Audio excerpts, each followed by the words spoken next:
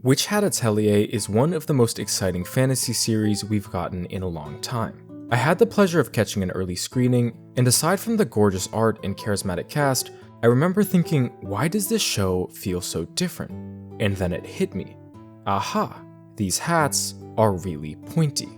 But aside from the insane dome cones, Witch Hat's magic system is truly something special, and it's one of the biggest reasons I've fallen in love with the series. The narrative introduces magic as the typical secret wizardry we often see in fantasy. It's only for a select group of people born with the ability to harness it. However, that trope gets flipped upside down when it's revealed that anyone can use magic, and once upon a time, everyone did. But as magic evolved, it was increasingly used for evil. In fact, things got so bad that a group of witches came together to erase the memory of magic for all humans aside from a select few, swearing to only use it for good. This is all revealed early in the series, but the impact of these writing choices cascades throughout the entire story. First, the decision to have an accessible magic system creates a sense of immersion not often seen in high fantasy. This is a huge strength of Witch Hat, allowing viewers to place themselves in Zoza and experience its magic firsthand. Paired with a bubbly lead like Coco, it's hard not to get sucked in and mesmerized as you experience this new world through her eyes.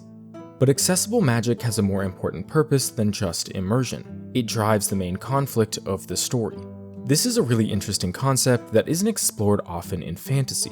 Typically, magical worlds have opposing forces, each wielding magic to achieve their desires, but their goals are ultimately independent of the magic they use. But for Witch Hat, the core conflict lies in the magic system itself. Who gets to use it, what restrictions should be imposed, and who gets to decide.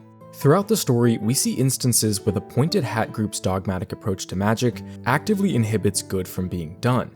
And the very fact that they're willing to make an exception to their own rules by erasing memories is a laughable level of hypocrisy that further questions the fragility of their perspective.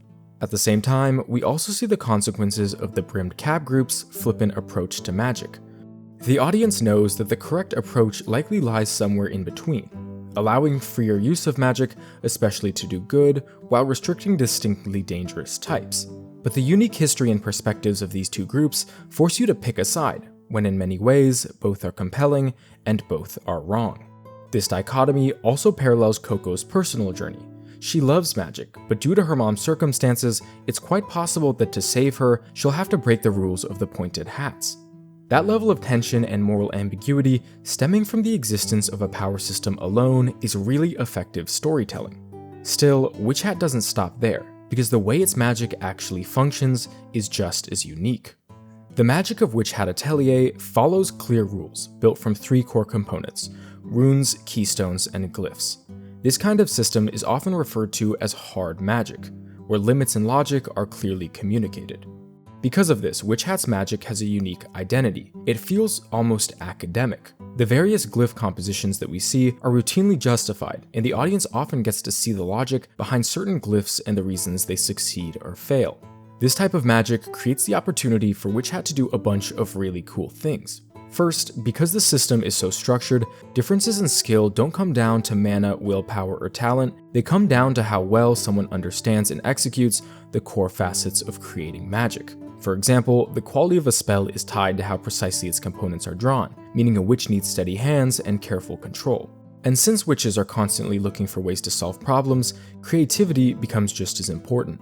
This is such a rewarding system to engage with because it shifts away from the typical power-based structure of modern fantasy magic systems, and instead emphasizes precision, knowledge, and creativity as true sources of strength. Conflicts aren't solved by destiny or willpower, they're solved by thinking outside the box and harnessing magic in new and exciting ways.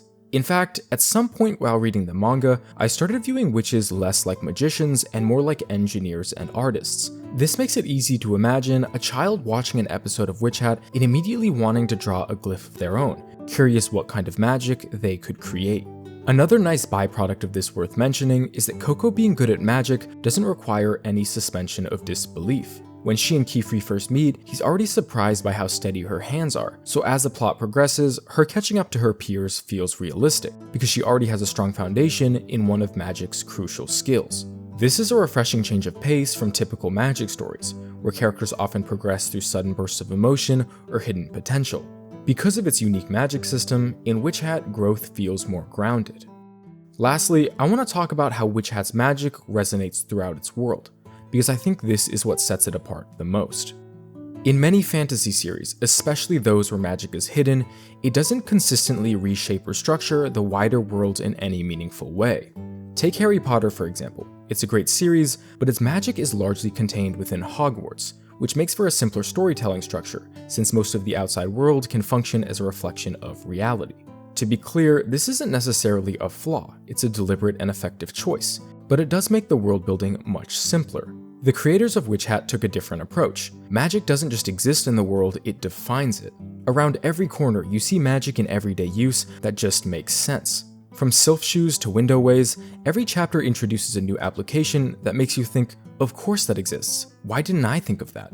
And the best part is that all of these applications follow the rules laid out in the earliest chapters, so every new discovery feels completely natural and not just like a plot convenience.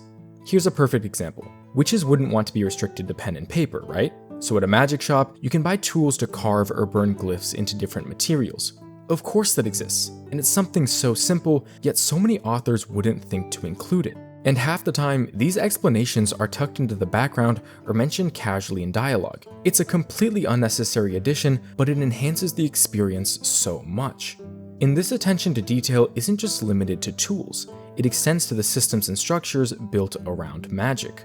There are magical shops hidden in plain sight, witch engineers who develop and publish new tools, and formal processes to get these tools approved. Various organizations maintain checks and balances to ensure the rules are followed in the witch world.